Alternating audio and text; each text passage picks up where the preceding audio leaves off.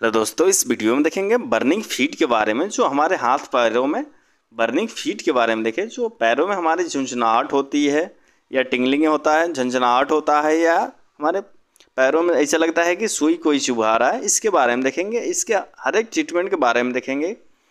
सबसे पहले जान लेते हैं जो बर्निंग फीट क्या है, कैसे पहचानेंगे कि बर्निंग फीट ही है। तो इसके सिम्टम्स देख लेते हैं। पैरों में जलन के लक्षण हम देख लेते हैं। पहला इसको कैसे पहचानेंगे, बर्निंग सेंसेशन होगा, यानी ऐसा लगेगा कि हमारा पैर जल रहा है। ठीक है।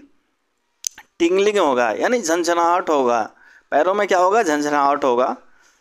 और फीलिंग नीडल फ्री, ऐसा लगेगा कि कोई हमें पैरों में सुई चुभा रहा है। इस तरीके से हम इसको पहचान सकते हैं। ठीक है। अब इसके कॉजेज़ के बारे में देख लेते हैं कि कारण क्या क्या है बर्निंग फीट के।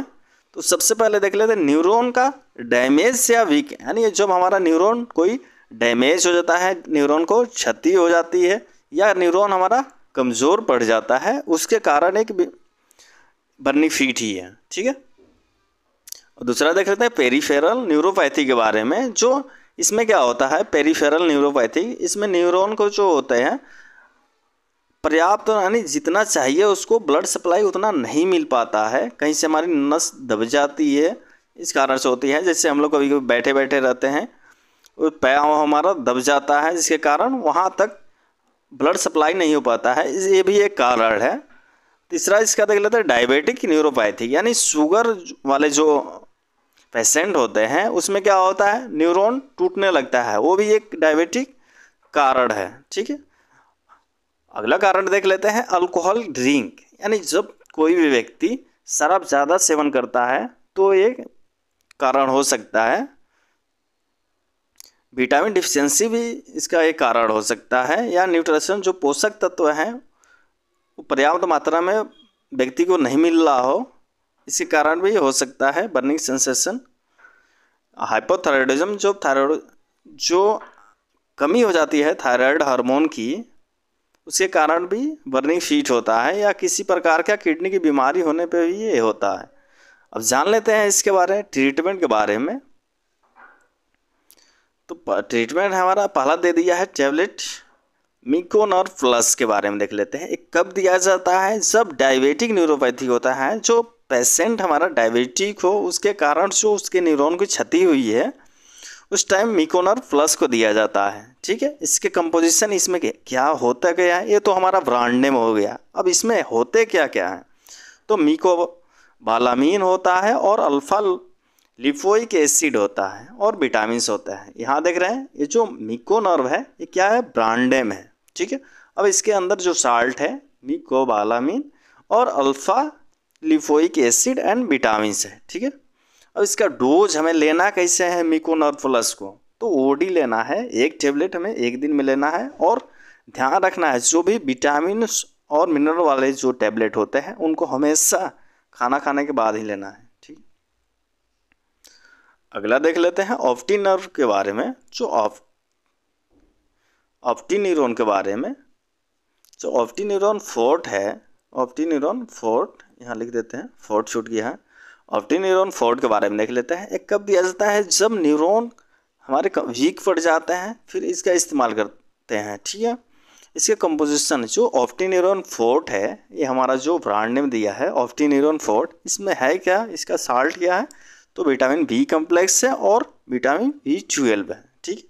अब इसको लेना कैसे है, सेम इसको भी ओडी में लेना है, दिन में एक बार खाने के बाद लेना है, या हमारा जो डॉक्टर जो बताएंगे उसके हिसाब से लेना है। ठीक है। अगला टेबलेट के बारे में देख लेते हैं न्यूरोबियन फोर्ट के। ये काफ़ी प्रसिद्ध टेबलेट है।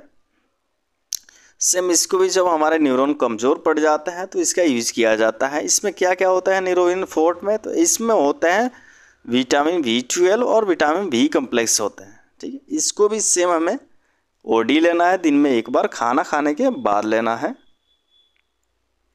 अगला दवा के बारे में देख लेते हैं न्यूरोबियन प्लस के बारे में।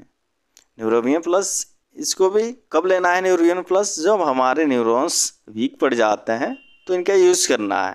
न्यूरोबियन जो प्लस है, न्यूरोबियन प्लस, इसमें कौन कौन से कंपोजिशन का है, तो इसमें है मिकोबालामाइन, क्या क्या है, मिकोबालामीन है और पायरिडॉक्सिन और हाइड्रोक्लोराइड जो पायरिडॉक्सिन हाइड्रोक्लोराइड है और निकोटिनामाइड है।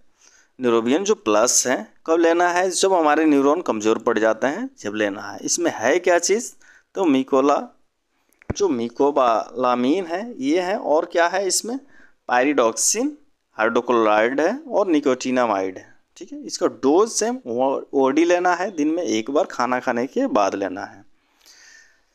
ये काफ़ी असरदार दवाई है। अगला दवा के बारे में देख लेते हैं, मैक्सिएल्ले। ये कब लेना है हमारा, जब न्यूरॉन कम पड़ जाते हैं, जो कमज़ोर हो जाता है, वीक हो जाते हैं, उस टाइम हमें इसका इस्तेमाल करना चाहिए। इसमें होते क्या क्या है, मैक्सिएल्ले में क्या क्या होता है, तो गामा लिनोलेइक एसिड होती है, मिकोबालामीन होता है और विटामिन सी ये कैप्सूल है। ठीक है, इसमें क्या क्या होता है, गामा लिनोलेनिक एसिड है और मिकोबालामीन है, और इसमें अंदर है क्या, विटामिन सी। ये तो ब्रांड में हो गया जब मैक्सिएल्ले। इसका डोज सेम हमें ओडी लेना है, दिन में एक बार लेना है, खाना खाने के बाद ही लेना है। ठीक है, अगला दवा की बात कर लेते हैं, न्यूरोबियन जो न्यूरोकाइंड गोल्ड आरएफ है। ये कब लिया जाता है, तो न्यूरॉन जब कमज़ोर पड़ जाते हैं तो इसका इस्तेमाल किया जाता है। इसके कंपोजिशन कौन कौन से हैं, तो इसके हैं मल्टीविटामिन और मल्टी मिनरल है। ये कैप्सूल है, इसका डोज क्या लेना है, ओडी ही लेना है। ठीक है, डोज इसका है ओडी, एक दिन में यानी एक बार ही लेना है खाना खाने के बाद। ठीक है, ध्यान रखें जो दवा सभी है उस समय किसी एक को ही लेना है, या डॉक्टर जो बताए उसके हिसाब से हमें लेना है। अगला देख लेते हैं न्यूरोबियन फोर्ट आरएफ इंजेक्शन के बारे में। यह इंजेक्शन हफ्ते में एक बार ही लिया जाता है। जो न्यूरोबियन फोर्ट आरएफ इंजेक्शन है इसको वीकली लिया जाता है। आईएम आईवी दोनों में से कोई ले सकते हैं आप। ध्यान हमें ये देना है कि वीक में एक बार ही होना चाहिए, रिपीट नहीं होना चाहिए। न्यूरोबियन फोर्ट आरएफ, इसके कॉम्पोजिशन क्या क्या है, इसमें मिकोबालामीन है, पायरिडॉक्सिन हाइड्रोक्लोराइड्स और निकोटिनामाइड है। ठीक है, इसका डोज ये सप्ताह में यानी 7 दिन में एक बार इसका इंजेक्शन लगवाना चाहिए। ठीक है, थैंक यू।